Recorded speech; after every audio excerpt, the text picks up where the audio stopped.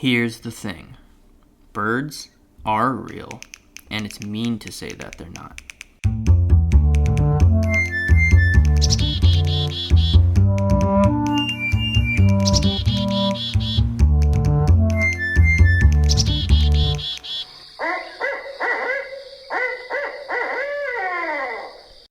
We're back. We are so back. Another episode. This is the first episode we have recorded where we actually know what the theme song sounds like. We recorded those first two, and we didn't know, but inspiration struck after recording, so we got that tune. Yeah, hopefully everyone likes it. It seems like people like it from what we've heard. Been getting good feedback. Yeah, so. Sam's the mastermind behind all of that. I had some. I had one suggestion, which Sam took, which I'm glad he took. Yeah, we don't need to talk about that. We don't need to talk about that one. But yeah, it sounds good now. Yeah, or it was a little good. It was a little different before. But it's been a little bit of time since we last recorded. We have gone birding a few times. So first we went back to our old stomping ground, John Hines National Wildlife Refuge. The first urban wildlife refuge in the country, if we haven't mentioned that. Some have said that. Because that's true. And we saw a lot of what you'd expect when we went. You know, it was still, I think, was it a little icy when we went last time? It still was, especially by the boardwalk where we tend to hang around and congregate, even close to the path. Just the body of water was pretty iced out, so couldn't really see any super close waterfowl. No, we did see, as we like to call them, GCKs. Some golden crown kinglets. Yes, golden crown kinglets. I think I always call, when we're out in the field, I always say GSK. Yeah. And Sam just kind of ignores it now because he knows I mean GCK. I just know what you're talking about, yeah. Yeah. We did see a lot of golden crown kinglets. Very pretty bird. Since we saw so many of them this last time, it reminded me of the first time we consciously saw them, which is at Cape May last year. Yeah, that was really something. I mean, because they were out full plumage, and there were 10, 15 of them in this one tree that kept jumping all around. Those are some, I had no idea that kinglets existed before we started this podcast, honestly. And turns out they're just here year round, and I love them. I think there is there's a ruby crown kinglet in Wingspan. Is there a golden crown kinglet? I can't think of the card. I can't think of the card either. It's either bad or it doesn't exist. Yeah, I think it must be one of the two, right? Yeah. I've never seen the ruby crown. Kesh has, very briefly. But yeah, during the big day last year. Yeah, the big day. One more thing about the golden crown kinglets. Sam and I don't know if we've mentioned this in the podcast. I think we did. We somewhat recently upgraded our gear. So now we have some longer lenses that are a bit heavier. And, for the most part, they're great. We get so much more reach. Birds tend to not want to get super close to humans, so it's a great help in terms of getting them somewhat large in our viewfinder. But with these small, really jumpy birds, such as the golden crown kinglet, the weight really gets to you. It's tough, yeah, because you have to, not only do you have to hold it there steady, but you have to make all of these little micro adjustments, because if you move your hand just a millimeter, it really moves the field of view on your camera. So you got to be real strong, and I got to tell you, I'm not real strong these days, so it's tough. I was gonna say, dude, after 15-20 seconds of tracking the kinglet, my shoulders are on fire. You need to take a break. And this bird just stays put for maybe half a second at a time, so it's really difficult. But once you get the shot, and you're happy. Exactly. I mean, yeah, I like that. It's easy during the winter to kind of just focus on the ducks. We've been talking a lot about the ducks. We've been seeing a lot of ducks. It makes sense. But there are still a lot of nice little passerines, little perching birds, songbirds, flying birds. Golden crown kinglet. The red-winged blackbirds are out in full force again. They are just out there. I went by myself back to John Hines. Kesh was out of town, but I went. And let me tell you, I heard two birds I saw more than two birds. I heard two of them. I heard the Canada geese, which are nonstop. And when I was away from the water, I heard the red-winged blackbirds, which are nonstop. Nice. Yeah, when you said they came back in full force, I was like, I haven't seen them back in full force, but maybe just this past weekend. I think because it got so warm over the past week or so. Yeah. Like Sam said, I was out in St. Louis, Missouri, first time in the Midwest. Temperature swings are crazy out there. It was 73 degrees when I landed, and it was 20 degrees the next day. Well, you know what they say about the Midwest? If you don't like the weather, just wait 5 minutes. Yeah, that's so true. They said that on every single college tour I went on. Everywhere I was, no Dude, matter where I college was. tours are so, like, basic. I don't know. Like, a couple of my friends who are going to listen to this are going to get a kick out of this. But we went on a tour to Boston College because we're from Massachusetts. You know, it was like the basic tour, you know, saying all year, like, oh, the school is good, whatever. Here's the library, here's dining hall. And, like, he mentioned the dining hall, and he was like, oh, we have great burritos. And then he pointed to the three of us, and, like, he made, like, a 90-degree sharp angle turn, pointed to the three of us, and we're like, you guys look like you like burritos. And we're like, yeah, I guess.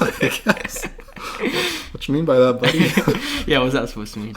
Yeah, dude, college tours, kind of cringe, but necessary, I guess. What I learned is that every single place in the world, if you don't like the weather, you wait 5 minutes, and supposedly it changes. Now, I don't think that's true, because growing up in New England, if we didn't like the weather, you had to wait 3 months, and then it changed. Yeah, I mean, I guess I never really thought about it because I hadn't been to the Midwest, but there's not really a large body of water out there to regulate temperatures, so temperature swings are a lot more frequent than, like, near a coast. Yeah. Interesting to think about. I think, from what I've heard anyway, it makes for some pretty interesting birding.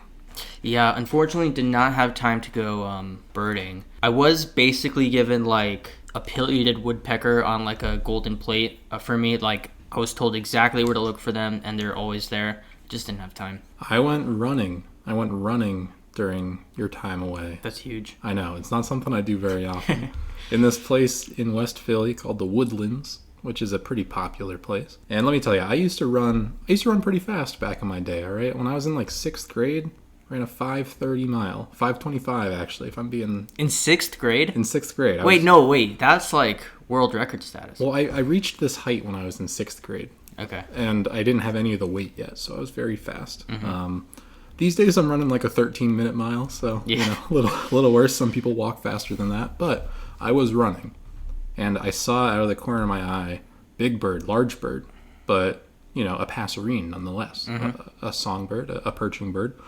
I saw it fly, and I saw a little flash of red mixed in with some white and black, and I thought, could it be?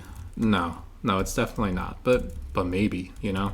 So I ran a little faster, 12-minute, 30-second pace, try and catch up. And I was really convinced that I was chasing a pileated woodpecker, but no, it was just a red-bellied woodpecker. A nice bird, I like it, but one that I've seen many times. Nice, yeah. Red-bellied woodpecker, a classic. I'm not sure if they are considered passerines, to be honest. All right, well... If you want to cut that, I'm just No, saying. I'm not going to cut it. All right, whatever you want. I own my words. All right, I'm just saying. You know, I ran track and cross-country in high school, so I keep up with the times and, like, the records and stuff. It's so crazy that, like, high schools are running sub 4 miles now as, like, a regularity. A Roger Bannister moment. You know? Yeah, he was the first sub 4 miler, and now they're, like... High schoolers are doing it now. Yeah, it's crazy. People are optimizing too much. People need to be worse at things, honestly. Start being worse at stuff, everyone. We need to embrace mediocrity. I think that's... Look, when I started embracing mediocrity, my life got so much better. So yeah, that's all I have for the field notes. Anything... Because you went birding. Yeah, anything else from your solo birding trip while I was away? Couple of lifers. Oh, wow. Nice. Canvasbacks, which are ducks, but pretty cool looking ducks. A big row of them, actually. I went back the next day to try and see them again and nowhere to be found, so I don't know what happened to them, but... Saw those and saw a gadwall, which is another duck that I was pretty sure I had seen before, but I hadn't put it in my Merlin life list, so I'm counting it as a lifer. Nice. I think I do have a gadwall on my life list. I think we saw one, pretty sure, at Cape May. But nonetheless, congrats on the 2 lifers. I have yet to see a canvasback. Yeah. Would recommend. Would recommend seeing one? Yeah, I'll try. Just to set the stage, maybe. Some foreshadowing, hopefully. Some hopeful foreshadowing for the season. Someone did mention in the bird Discord the other day that they were seeing multiple woodcocks around, and I have not seen one, and I would love to go see one. Oh, wow. I totally missed that. I should keep up with the Discord more. I don't know. I'm following. You were out of town. I was out of town. That's true. I think that leads us into our hoot topics. And let me tell you, we asked y'all for hoot topics last episode. You delivered. We got some great ones. We're not going to be able to get to all of them this episode. Maybe not even next episode, but throughout the season... we will be getting to all of your hoot topics, so rest assured if you don't hear it this time. Yeah, and if we come close to running out again, we'll just almost beg like last episode, and it seems like you guys deliver. So yeah, in the meantime, keep sending them. Please. We want to be overwhelmed. And like we said last episode, just send us like random stuff. Like, hey, I have a new lifer. I saw a whatchamacallit. We're going to be like, wow, that's great. I'm glad for you. Yeah. And that's it. Exactly. Yeah. So this one comes from an anonymous listener. First person, I think, who's asked to be anonymous. So at least first one in a while. Yeah. And we respect their privacy. We respect it. Yeah. So let this be a lesson to all of you who are holding back because you want to be anonymous. We do make you anonymous. So props to us, honestly. So that first Who topic is, if you had to rob a bank with 3 birds, what species are you choosing and why? I love this question. This is such a good question. First off, it gets you in the mindset of like robbing banks, which is always a nice mindset to be in. Mm-hmm. Yep, exactly. I mean, yeah, we've done a couple heists and gotten away with most of them. So, but we won't get into specifics. No, of course not. We don't want to incriminate ourselves or anything. But yeah. So some old news for us, robbing banks, and yeah, it really brings me back to old times when we did that. But this time we get to incorporate birds, so it's even better. Yeah, I like the limiting it to 3 birds because I'm thinking like a team of 5 would really, really get the job done, right? Yeah, Ocean's 6, including yourself, right? Yeah, I've never. I think I saw Ocean's 11 one time on like an airplane and fell asleep halfway through it. Yeah, that's the type of movie. Are there actually 11 Oceans movies? No, it's a movie about this guy, Danny Ocean, and his 10 buddies who make up Ocean's 11. Yeah. Got it. But yeah, I like how this Hoot Topic sender limited it to 3 birds. It really gets you thinking. Mm-hmm. So for me, we need a mastermind. Someone who's like not necessarily going to be like at the scene, but someone who's orchestrating everything. You need the guy in the chair. Someone who's on comms, telling people things. Yep. And I think that's got to be the Raven. The Raven's a good one. That's a smart bird. Intelligent, smart bird. Conniving, even, some would say. Which you kind of need to be to rob a bank. Second bird, you need the thief. You need the person who's actually going to do the thing. Right, of course. Right? And as we know, owls, very stealthy, very quiet in flight. Mm-hmm.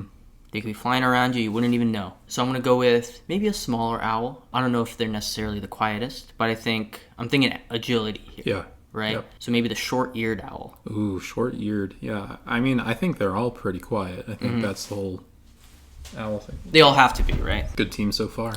Yes. And the last team member, you kind of need a lookout. Or someone to like raise the alarm, or like hey, we need to get out of here right now, cut our losses, whatever. I know what you may be thinking. Something loud, something obnoxious, but I don't really want to go that route.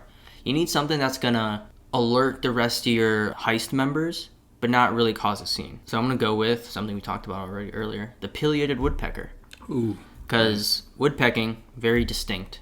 True. Right? But also, to general passerbys, they're just going to be like, oh, that's a woodpecker doing its thing. Right. But, we know.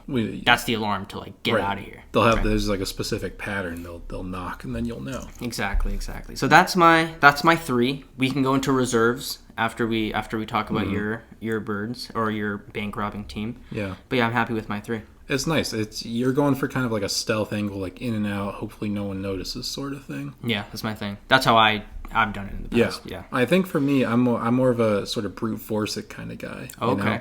I get in there, get everyone nice and scared on the ground, give me all your money, that kind of thing, Didn't really even, I mean, I know people do that. Didn't necessarily come to mind. So yeah, I'm glad you went a different direction. So first, maybe it's a little selfish. I kind of need a fall guy. I need a big, noticeable, someone that people are going to remember. Mm-hmm. Someone big, someone loud, kind of an enforcer of sorts, I think the Canada goose, which maybe that's a basic answer, but look, if a goose came in and tried to rob you, they hiss at you, they got like teeth on their tongue. That's a scary bird if they're feeling scary. So I want that on my team. I think that's fantastic. One of my reserves was going to be a fall guy. I hadn't necessarily decided who it would be, but I think that's great. Like, especially choosing the Canada Goose, someone who's done time already, is familiar with the system. I think that's fine. Exactly. And then I think you need someone who's also going to take attention, but kind of in a different way. One that people might not know is on the team, but is drawing eyes nonetheless, Like, I am brute forcing this, but I still want as few eyes on me as possible. Sure. So in that case, what I'm thinking is the dusky grouse. The dusky grouse. The dusky grouse. If you haven't seen one, look up a picture. They got some wild plumage, like a lot of grouses do. Grice? I don't know what you said. So it would be able to take people's attention away from me as I'm, performing the heist. Yeah, wait, describe this dusky grouse for me, just so I get paint the picture here. So grouse is kind of like a wild chicken of sorts. A big bird, kind of beefy, kind of stocky. Can fly, doesn't fly very much. Has kind of a striking, like, yellow eyebrows. Okay. And when in the right plumage, kind of a tail almost like a turkey. Like a big, kind of noticeable, fanned out, like, bright colored tail. And this comes with a double benefit of distracting people, but also they can be pretty aggressive as well. I know of this bird because I used to live in Colorado, and I used to go hiking in the mountains. One time I went hiking in the mountains, and I got chased down the mountain by a dusky grouse, by a singular dusky grouse, but it was the most, like, locked on, like, it did not stop for, like, 1.5 miles. It was just constantly coming up behind me. So that thing, dedicated, scary, but also very pretty and noticeable. And now, just as a fallback, in case I do get caught, in case the Canada goose gets taken down, in case people turn away from the grouse, I am going to need a little bit of stealth on my team. And for that, I am going to go with the Eastern whippoorwill. Ooh, okay. Because those just blend in completely. Most people have never even seen one. I've never seen one. The way people typically see them is actually by shining a flashlight around, and if it catches their eyes, that's basically the only way you can notice them. Master of disguise, in and out, no one will see it, and I really like the whippoorwill call too, so when we're just like hanging out planning the thing, maybe he serenades us, I don't know. Nice. Yeah, we talked about the whippoorwill in our Halloween episode in season 1. Yep. So check that out if you haven't. Yeah. Yeah, I like your approach. I think that's a good squad too. Do we have any reserves or honorable mentions? Didn't really make the first team here. Yeah, I mean, your mind goes to things that are good at hunting, good hunters. I was thinking American kestrel. It's a smaller falcon, but almost as fast as the peregrine falcon. Really agile, keeps its eye on the prize, but it just didn't quite fit. When I was thinking of like a fall guy, I was thinking of just like, unfortunately, just like an innocent bird. True. To like take the hit, Right. Just a bird that's walking by, and then we could just be like, hey, that was the guy. That's who I saw. So I was just thinking the rock pigeon, just like your general rock pigeon, just walking by, unfortunately going to take the hit. I don't know. I watched Baby Driver somewhat recently, so I was thinking about a getaway car, a getaway bird. I don't know how a getaway bird would really, like a condor, but like I don't think it's really carrying other birds per se. True. Yeah, I feel like you could just tell a rock pigeon that it committed a crime, and it would say, "Oh, yeah, I guess I did. You're right." Exactly. It wouldn't fight back, right? No. It'd just be like, "Oh, I guess." Yeah, sure. Yeah, no, that was a great question by Anonymous. A lot of fun to think about. Yes, thank you, Anonymous. Yeah, keep sending those in. I like the way your mind works. I do. Birds robbing banks. Birds robbing banks. Let us know your crack team, too. Let us know if we're forgetting an important player. Mm-hmm. I'm sure we are. Our second hoot topic of the day comes from, you know him, you love him, Randy Spaghetti. Randy Spaghetti, back from Season 1, giving us more hoot topics in Season 2. Randy sent us a few. Did we use one of Randy's for the first 2 episodes? No? All right. So be on the lookout for more Randy in the future. Randy's question that we're using today is, what is your favorite birding phrase, whether it's a common phrase or a specific bird watching term? And he was also nice enough to link an article to 100 everyday avian idioms and phrases inspired by human observation of birds by Ben Reed. Shout out Ben Reed. We're not going to go through all 100, but we're just going to pick out like 10 or so, go through them real quick, and give them a grade, Yeah, we'll pick out, some of our favorites, some ones that we think are like okay, and we'll make a little tier list out of it. Yeah. So going over the tiers. Yes. F tier being, I would never say this. I don't think anyone else in the world has ever said this. I don't think it's a real phrase. D tier, probably not something I'd say, but, I've heard it. I understand that people say it. C, middle of the road, very average, take it or leave it. Doesn't matter much to me. B tier being like, hey, you know what? I actually kind of like that one. It's fine, I might say it once, twice a year. A tier being like that's a good one. Like that's solid. It's rock solid, And S tier, of course, being like fantastic, 10 out of 10, creative, useful. Just has some sort of aura around it. Got the sauce. Yeah, you know when something's in S tier, right? Like A tier's good. You know when something's a little above that, right? Yeah. All right. Well, I'm just scrolling here. What do you have you landed on something? Well, let's start with a classic, right? Okay. a bird in the hand is worth two in the bush. Mm-hmm. All right. This is pretty good, in my opinion. Yeah. Like, you can it's not immediately apparent what it means the first time you hear it, but you don't really need additional context. You can kind of work it out, right? Yeah. Better to have something, like a small amount of something, than to want a bigger amount of something else, right? Exactly. And I think this is something, it's like a classic phrase, like you hear it growing up, may not understand what the context is from or where it originally came from, but you hear it. Oh, yeah. Even if you're not saying it, you hear it around, right? Yeah, you know it. So I'm thinking like a solid B for it. What are you I thinking? was going B as well. All right, so that's our first selection in the B tier. I landed on A Little Bird Told Me. Ooh, yeah. And, of course, that's referencing, like, you know, if someone asks, oh, how did you come across such information or whatever, you can just be like, hey, a little bird told me. Yeah. You know, you're like, I don't want to reveal my sources, No. right? I kind of like that. I like this one a lot. I'm giving this one an A because I like, there's a little mischievousness behind it, you know? There's a little impishness, you know?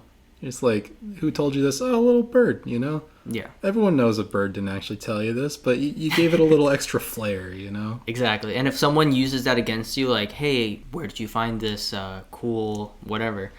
If someone hits you with the A Little Bird Told Me, you got to respect it. Yeah, you back off immediately. You're like, all right, you got me there. Here's one that I had not heard before. To charm the birds off the trees. Example sentence. You need to keep an eye on her new boyfriend. He has a reputation for being able to charm the birds off the trees. I don't like this one. It's a little too wordy for me. Yeah. I get what they're trying to do. Mm-hmm. But, like, I feel like it'd be better if it was, like, charm the bark off the trees. It's much harder to get bark off of trees. Birds jump off of trees all the time. Okay, charm the bark off the tree is a solid B tier. Yeah, I feel that's like. a good one. Charm the birds off the tree might be like a D, I think. A D or F for me, yeah. I mean, I don't know if we're going to see anything heinous today. I'm saving that for F, so... Mm-hmm. I mean, I don't know. I agree with D or F, though. Bird brain? Bird brain. It's offensive. It's offensive. But it's also accurate. Birds have tiny little brains. Yeah, they're not... Most of them are not the brightest in the bunch. Also, like, if someone called you a bird brain... Again, you kind of have to respect it. I know, you're like, dang, okay, you got me. Yeah. But just in terms of everyday use, just like in terms of like its pizzazz, I might just, like, I don't know, C? C, I think C. If I'm in like the 1950s, that's an S tier phrase, but, you know, I think it's lost its luster a bit. Yeah, I'm fine with C. So wait, we're missing S and F? Yeah. Okay. So here's one that I think we have to mention here, which is kill two birds with one stone. Now, obviously, as bird enjoyers, we don't like this one. I don't want to kill some birds. They're saying, like, it's like you're doing a couple of good things by only doing one thing, right? But killing birds is actually a bad thing. This is an F for me. Kill two birds with one stone? Yeah. Yeah, I mean, it's used pretty frequently, but just, we're birders. We're doing a birding podcast. Just per principle, I think we got to put it in F, right? You know what I like, though, is... the PETA suggested alternative, which is feed two birds with one scone. Oh, and it rhymes. Yeah.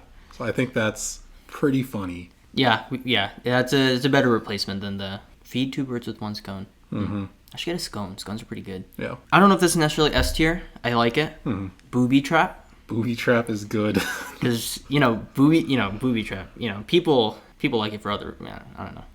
I don't know if you say that. Let me say it this way. People may not know that it comes from, like, the booby, the bird. Yeah. They're apparently very easily trapped. Wow. So they call it didn't know this. A booby trap. That's good to know, honestly. Like, that's news to me.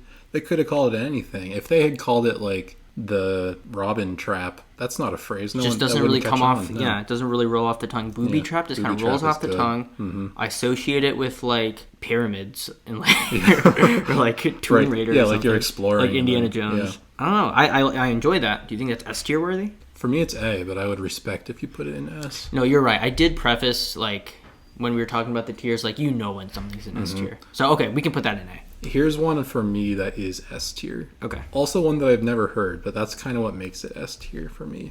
Okay. And it's actually not necessarily a phrase, but it's kind of a verb. The verb is to have a lark, to lark. And the meaning, according to this website, is to indulge in horseplay or joke about something. The example sentence they give is it's time to get serious and knuckle down to do some work. So come inside and stop larking about. That's so sick. I'm definitely going to start using lark in my like everyday phrases now. I like it because it's not even just like a phrase. It's just like a verb. It's just a verb. It's just like, yeah. I guess larks just lark around. They're just larking about. I've heard or I've seen in the Discord that people were talking about some horned larks at either FDR Park or Pennypack on the Delaware. I can't remember. So I haven't really seen a horned lark, but I like that. I like that it's like apparently so observed or like recognized that it's like become a part of the English language in that way. Yeah. If I were like a father, if I had children, I would use this all the time. Like, hey, time to stop larking. Time to come inside. Have some food. Come on. It does seem like an old person term. Yeah. If I'm like a teacher, yeah, especially if I have like college age kids, like adult students, like I'm telling them to stop larking about all the time because that puts you in your place, right? And here's the thing, like you said, you haven't even heard of this. If I was told to start larking around, I would know what that meant. Yeah, you know just by means. context, right? Oh man, they got me. I was larking around. Another potential S tier. I think this is S tier. Just flipping the bird. Just flipping the bird. I mean, yeah. That's true. Don't even know why like the bird is mentioned there, and I kind of like it that way. I know. Like, why is it called a bird? It doesn't look like a bird, but I feel like that's the only reason like people thinks it might look like a bird, but I don't really see how. No. I just flipped Sam off just to check. I know, but that's definitely S tier, I think. Great, perfect. I think that's a good list. Good list of bird phrases. We can always come back to the well if we need to. Mm-hmm. Feed a couple more birds with one scone, you know. But thank you, Randy. Thank you, Randy Spaghetti. A wonderful hoot topic. Yeah, that was a lot of fun too.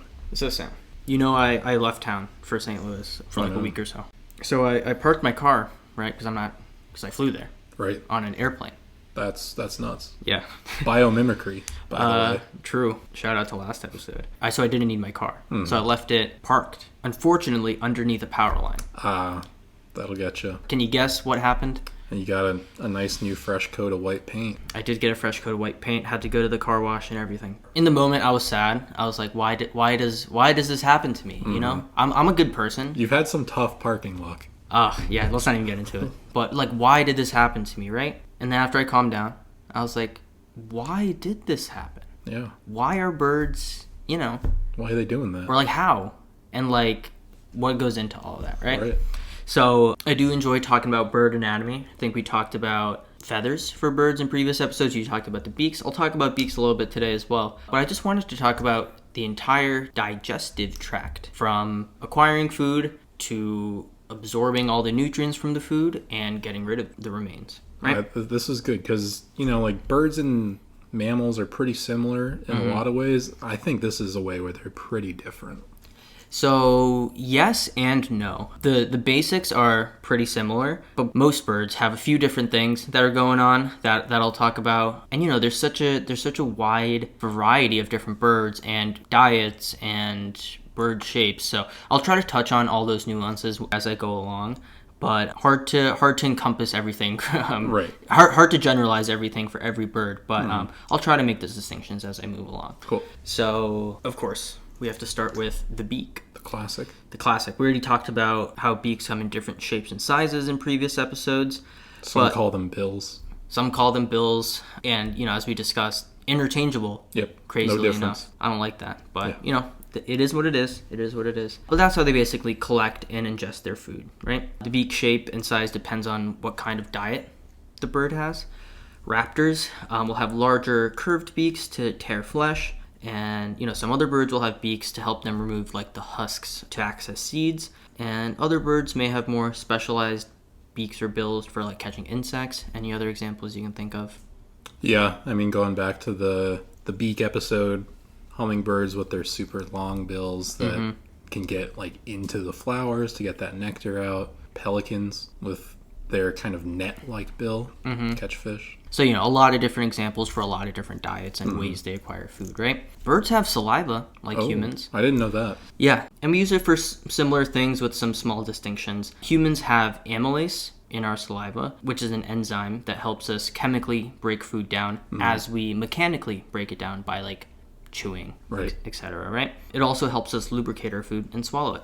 birds don't chew. They don't have Yeah. teeth. So most of them do not have amylase in their saliva. Some that really need to digest some more starches do. So like you're probably not going to find amylase in the saliva of like a raptor because they're mainly just eating meat, right? But they also use it to lubricate their food and aid in swallowing. Their tongues also aid in swallowing. Yeah, bird tongues are kind of freaky, but they have them. Yeah, I always forget birds have tongues until I remember woodpeckers, and I'm like, oh yeah, they have crazy tongues. Oh, and one more thing. Birds that eat meat also typically produce less saliva as their food is easier to swallow. Sometimes it's already lubricated. Think like a cormorant swallowing a fish. Right. Doesn't really need to lubricate it that much. It's a slimy fish already. While birds that eat mainly like dry plant matter, they tend to produce more saliva to aid in the swallowing process. Makes sense. Yeah, it's hard to break down that plant matter. Exactly. Which cell walls. Cell walls, huge. Yeah. Which we'll get into a little later. Birds that eat more plant matter also have different small intestines. Birds also have taste buds. Oh, even like woodpeckers with their really sharp tongues? I don't know about the specifics of woodpeckers, but I think in general, all birds do have taste buds, but they're not as like complex as our taste buds. I'm sure they primarily are just using them to make sure a food source isn't like toxic or harmful to them or rotten. They might not have those umami buds. Yeah, they're not savoring it and like in tune with the nuances of the taste, Like, just imagine like a bald eagle swirling like a wine glass in its talons and taking a sip, That'd be a sight to behold. Yeah, talking about like tannins and whatnot. Yeah. I don't know what people who drink wine talk about. I think it's tannins, yeah. Tannins? Wow, there you go. But yeah, birds are not necessarily like enjoying their food. It's mainly just for figuring out if it's safe to eat or not. Amen. That's what I do with food. That kind of is what you do. Yeah, I don't enjoy it. All right, so after our mouths or a bird's beak, where does the food go? Esophagus. Oh, is that right? Yeah, you're so good. Wow. The esophagus, which is like the long tube that connects our oral cavity or a bird's like mouth and beak to the stomachs. The esophagus also aids in mucus production and rhythmic muscular movements to help coerce the food down. Right. I'm trying to give you the definition here. Do you remember the word from like high school anatomy? I couldn't take high school anatomy because it freaked me out and I would pass out. So I never took it. Peristalsis. Does that sound familiar at all? Nope. But humans do it too. Nice. It's like when we're trying to swallow food that like it's the movement of the muscles in the esophagus that helps coax. Coax is a weird word to use there. No, I think it's good. Coax the food down down into the stomach. But for birds, before you hit the stomach, you hit the crop. Oh. You know what a crop is? Is that different from the gizzard? The crop is different from the gizzard. The gizzard's coming a little bit down the line. All right. I don't know what the crop is then. So the crop, most birds have a crop, okay? The crop is a pouch connected to the esophagus before it hits the stomach. Birds have two chambers of the stomach, which we'll get to. Okay.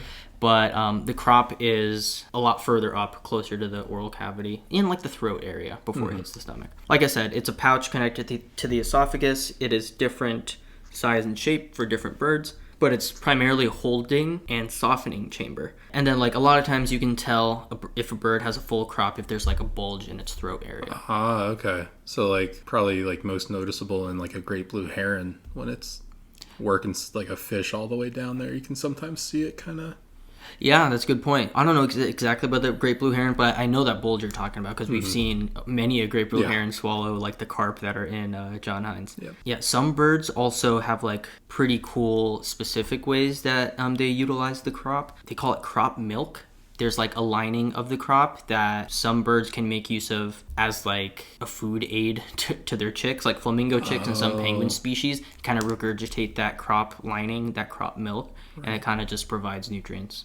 Yeah, this is reminding me of, there's a scene in March of the Penguins where they do that. Oh, really? Yeah. I'm probably pronouncing this wrong. The Watson? Ooh, I know what you mean, though. Yeah. It's a good bird. It's a good bird. It's not a wingspan because it's a South American bird. No, it's in a different game that I have called Canopy. Yes. That's when I first heard of it, too. Yeah, it's a herbivorous bird from South America, and it uses its crop for fermenting foliage. It'll, like, store foliage in there. I don't know the specifics, but it basically allows bacteria to ferment the foliage, and it produces like specific fatty acids that bird needs that it can't get elsewhere. This also occurs to a smaller extent in the kakapo.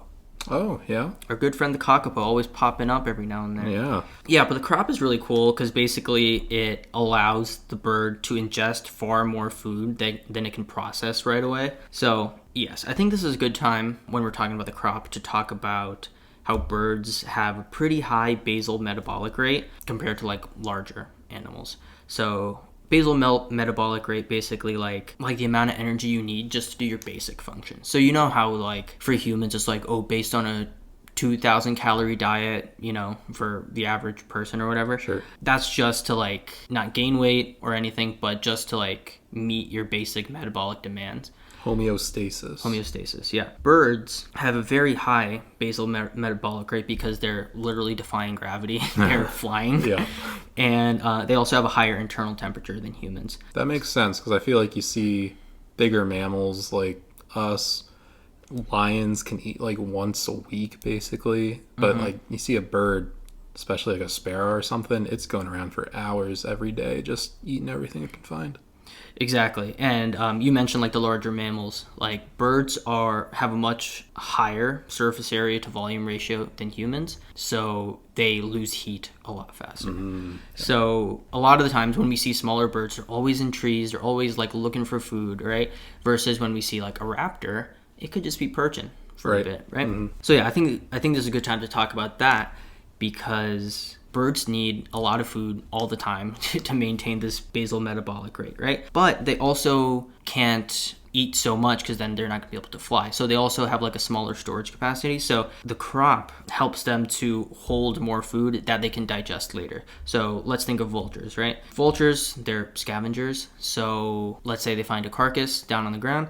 They're pretty vulnerable in that state when they're trying to eat food, right? So they basically eat as much as they can, try to fill up their crop, and they'll go perch somewhere, and then they'll digest it. And they'll slowly release food from the crop into their stomach, again, so they can have a large amount of food stored up, but slowly digest it in a safer place as they need it. Like the bald eagle's stomach is actually just the size of a walnut, but it has a large crop. Like it can hold food up to like a third of its body weight, but its stomach is literally the size of a walnut. So wow. And, you know, the crop does help in digestion a little bit. But yeah, to my understanding, it can, you know, when a bald eagle feeds, it can store a lot of food and then it can slowly release into the stomach for digestion when it's in like a safer place, like on a perch. Oh, very cool. I wish I could store a third of my body weight in food. I only have to eat like once every couple days. It'd be great. See, that's the interesting thing though, right? Like, because like birds do need more food than us. But they can also store more, depending on the size of the bird. If, like a raptor can more than like a passerine. Yeah. So that's the crop. So that's pretty unique to birds. Like we don't have a crop, right? Unfortunately. Then we go on to the two-chamber stomach, the proventriculus. And what do you think the other thing is? The amateur ventriculus. Good guess. It's just the ventriculus. That's how they get you. Yep. One's the one that comes first, and then it's just the ventriculus. Oh, there you go. The ventriculus, otherwise known as the gizzard. Ah, that's where the gizzard comes in. Exactly. So, but, you know, let's go in order. Let's talk about the proventriculus first. This is primarily where chemical digestion takes place. So, you know, our stomachs have hydrochloric acid, et cetera, et cetera. The proventriculus also has hydrochloric acid and pepsinogen, which is secreted into the proventriculus, and this just aids in chemical digestion, right? Nice. After food is chemically digested by the proventriculus, it goes into the ventriculus, otherwise known as the gizzard. My understanding of a gizzard is that essentially it's just like a bunch of rocks that are in a bird's almost stomach that just grinds up the food that they can't because they don't have teeth. Yeah, no, that's great. That's partially it. So some birds do actually ingest rocks. Right. And they're in the gizzard, and the gizzard kind of moves around, and those rocks or those small stones, they help mechanically break down the food. So if you think about it, birds and humans are kind of do it backwards. Humans mechanically digest first with our mouths and teeth, and then we chemically digest in the stomach. Birds, it goes to the proventriculus first, chemical digestion, and then it goes into the gizzard for mechanical digestion. Birds are just reverse humans. Yeah, you heard it here first. But those stones or those rocks that we were talking about, those are called gastroliths. Nice. Yes. So that's part of it, like I said. But the gizzard also has like a very rough protein layer on the inside called the koilin. And that also, like I said, it's pretty rough once the food like is churning in there, it also, there's just the walls of the gizzard help break down that food. This is also where pellets are formed. Like owl pellets. Yeah, but other birds create pellets too. I didn't know that. Makes sense, I guess. Yeah, for basically stuff that like can't be digested anymore, bones, and or birds eat other things like metal. Right. They'll form a pellet and remove it. It's interesting. I wonder why owl pellets are the ones we always hear about. I assume there must be just as many hawk pellets around. Yeah, I don't know. So that's a good question. I think, so from what I've read, raptors tend to have a more focus on chemical digestion in the proventriculus compared to mechanical in the gizzard. The gizzard really helps break down that like plant matter and things of that nature. But then again, I know your question was about owls, and owls are also raptors. So I don't know the exact answer to that. Growing up in the Northeast, maybe there's larger and more obvious. I'm not sure. Maybe owl pellets, yeah. Owls are also like, they're raptors, but they're like not quite raptors. There's a bit more difference there that I don't quite know about. Owls, I think, swallow their prey whole. I don't know if all raptors do that. Right, there might be some more like ripping going on. Yeah. So with the owl pellet, you might get like a whole skeleton in there or something. Yeah, I'm not sure. That's a good question. But yeah, basically the gizzard kind of chews their food, and sometimes if food needs more digestion, I guess they can pass it back up to the proventriculus for more chemical digestion. I don't know how they decide that or what, but yeah, they can pass it back and forth if it needs like another pass through its digestive tract, I guess. So that's handy. And then we move on to the small intestine, kind of like humans. Small in the sense that of like diameter or circumference, but a lot longer than your large intestine, right? So this is where most of the chemical digestion takes place, as well as nutrient absorption. The length of the small intestine kind of depends on the diet. I'll talk about some of the differences in digestive tracts between birds that have different diets later or towards the end.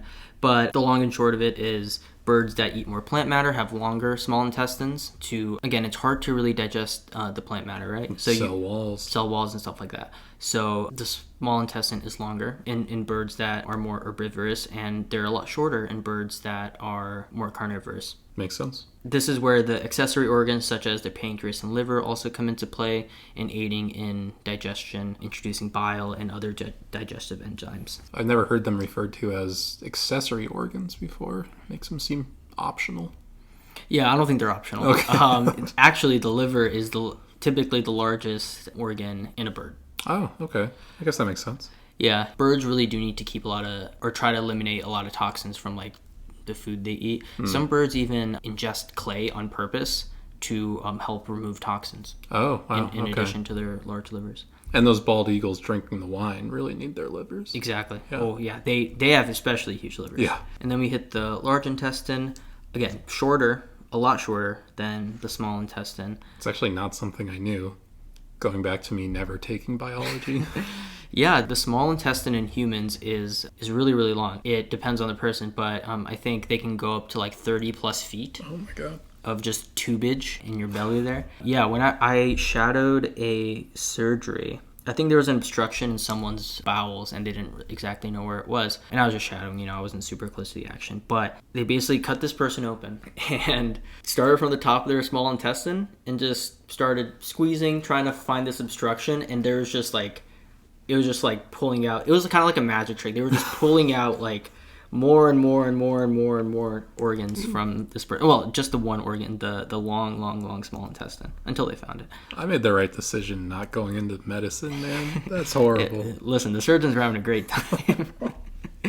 So, moving on to the large intestine, this is mainly where water and salts are reabsorbed and other essential minerals. There's also ceca. Cecum is the singular. It's mainly in herbivorous birds. They're just small little protrusions off of the large intestine that further aid in digestion and the uptake of minerals. The large intestine is also where excrement is compacted, which, we're getting to my car under the power line story here. Finally getting the answers. Yeah.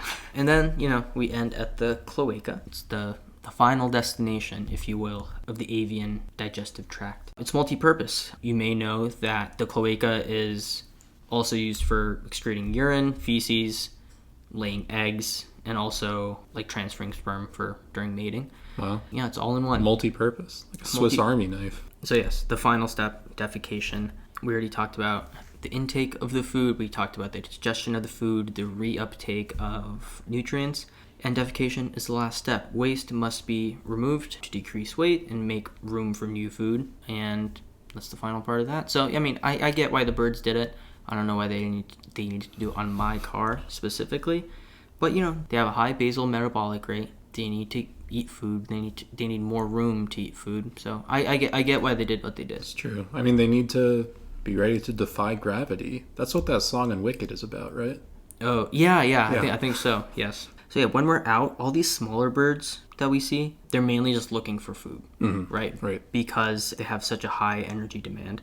Like, hummingbirds are looking for food 24/7. Right. Like, all the time. Yeah. They feed on sugary nectar, which is like really easy to process, really easy to digest. So they have a small digestive tract. Makes sense. Similarly, even though it's not a small bird, geese also must eat large volumes of food because the food that they eat, which is just like grasses, it's pretty low energy. So they need to defecate a lot. Right. Yeah. Which is why there's goose poop literally everywhere. Yeah. They literally defecate every 3 to 5 minutes. I played soccer in high school. I can attest to that. Yes. Every field completely covered. And I mean, geese are huge too. They got to be able to fly. They need a lot of energy for that. Kind of makes you appreciate the artistry on your car a little bit more, you know?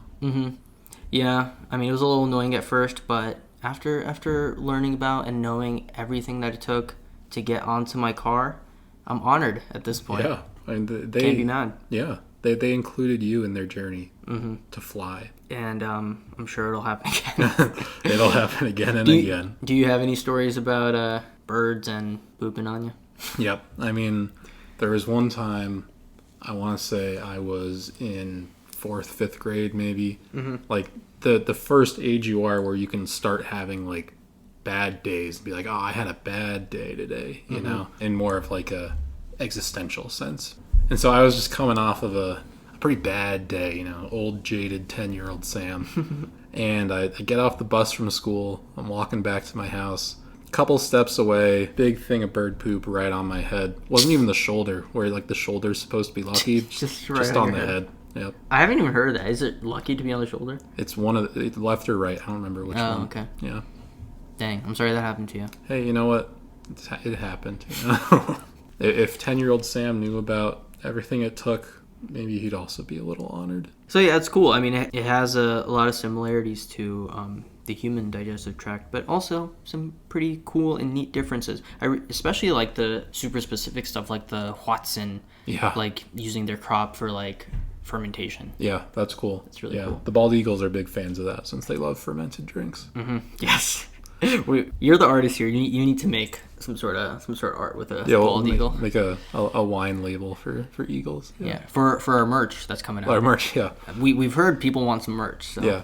So first the thing of merch is a line of wine.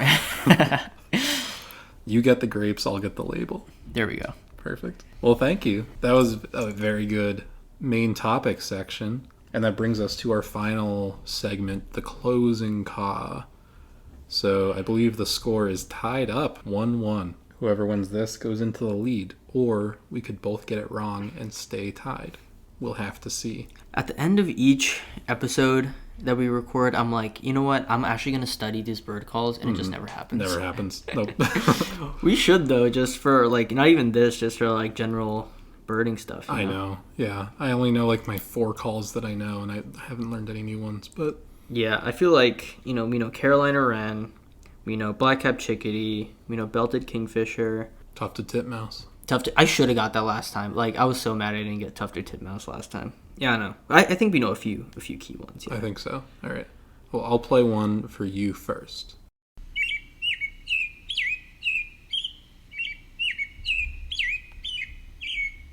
It's a tough one. Seems small. I'm thinking like a passerine of some sort, maybe. See, again, this is like so foolish of me because I'm thinking of GCKs, which we saw a few Saturdays ago, but I'm like, I don't even know what those sound like, to be honest with you. Yeah. It sounds so familiar. It's definitely familiar. Yeah, it's familiar. I think like I don't even know what I guessed for instead of tufted titmouse last time. I think I just tried to like.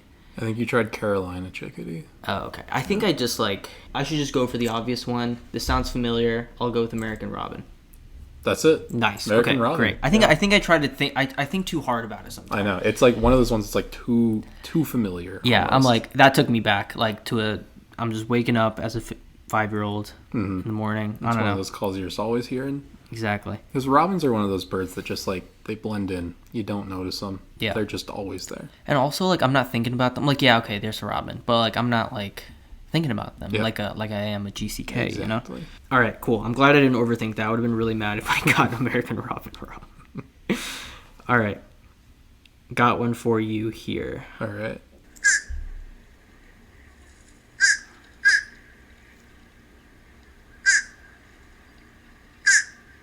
All right. Well, here's where I am on that. Boy, it sounds familiar.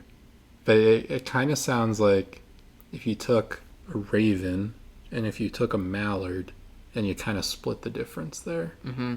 Sounds like a mix between the two. So Interesting. I'm either going to guess some sort of duck and it's going to be like a corvid and I'll be wrong, or I'll guess some sort of corvid and it'll be a duck and I'll be wrong, or it'll be a completely different bird. But just saying all that to cover my bases for when I am inevitably wrong. Mm-hmm. But this does sound familiar to me. I can confirm you have heard it somewhat recently. Okay. I'm going to go more down... Maybe this is a mistake. I'm going more down the duck lane. Nope, I'm shifting gears. I'm going back down the corvid lane. Nope, I'm shifting gears again. We're back to ducks. It's going to be like an off duck, like not quite a duck. This is a canvasback. Not a canvasback. Oh, okay. This is a fish crow. See, I knew it. I said that almost counts as a point for me. I get the... You went back and forth. I went back and forth so many times. Of course it's a fish crow. We did hear some fish crows the other day. We did. Because we both, like, when we heard it, it's pretty distinct and pretty close, so we, like, heard it loud. And we were like, so that's... Sounds like a crow, but, like, not exactly like a crow, you know? And so then we pulled out Merlin, and we were like, oh, it's a fish crow. That makes sense. Yeah. So, yeah, a fish crow. Wow. All right. Well, I'm back in my comfort zone. No, I don't like this, man. So 2-1, you're up on the season. We'll see. But good news is one of us has gotten the answer right every single episode. That's good for the listeners. Yeah. They like to see that. Mm-hmm. Yeah. They love to see that. And I'm just going to say it out loud here. For next episode, I'll study up some bird calls. All right. Me too. The listeners can hold us accountable. Hold us accountable. I'll end up studying the wrong ones. You'll choose a call that I didn't study. I mean, same here, right? Yeah. Like that's the nature of the game. But just know if you're listening at home that we did study. And I will say, just like me as a person, like even outside of all this, audio or like hearing is my worst sense. Like every other sense is like. Really? Yeah. I think it's smell for me. Smell? Yeah. People are always saying, Sam, you smell so bad. Oh, I don't think so. I'm just kidding. It was a little joke for you. Oh, okay. Yeah. True. Yeah. Taste, better than a bird. Sight, better than a lot of birds. Actually, no. Really? Scratch that. Scratch that. That's really impressive. Okay, wait. Well, let's reset. Yeah. Taste, better than a lot of birds, like we talked about. Yep. Sight, worse than a lot of birds. Touch, I don't know. Couldn't tell. They don't have fingers. They don't have fingers. I'm going to say better. Yeah. In that case. I'd say so. Hearing maybe worse. Hearing different. Hear different registers. Yeah. What's the last one? Smell. Oh, smell. Probably worse. I don't know. Better. I mean, people didn't think birds could smell for a long time. All right. Audubon was wrong about that. Yeah. We talked about it. I think all of mine are worse than birds. I don't have very good senses. All right. Well, let us know if you think any of your senses are better or worse than birds. Yeah. Send us your hoot topics to birdsarereal.gmail.com. Follow us on Instagram at birdsarerealpod. Those are the only social medias we have. Gmail and Instagram. So send this to your friends. Tell us that we're doing a good job. Yeah, that always helps. Does help with the motivation, you know. Yeah. Should we say listenership has decreased since season 1? Well, it's decreased a bit, but maybe some of your friends who were listening last season just don't know we're back. They might not know. They might not have an Instagram. Yeah. So yeah, make sure you let all of every single person you've ever talked to, just let them know, just in case. Yeah, just because they already were listening. Yeah. But they just probably forgot. They probably forgot. Yeah. Yeah. So, all right. Until next time, don't park under any power lines. If you can avoid it. But if it happens, now you're probably going to be a little more appreciative. Yeah, it's art. It's art.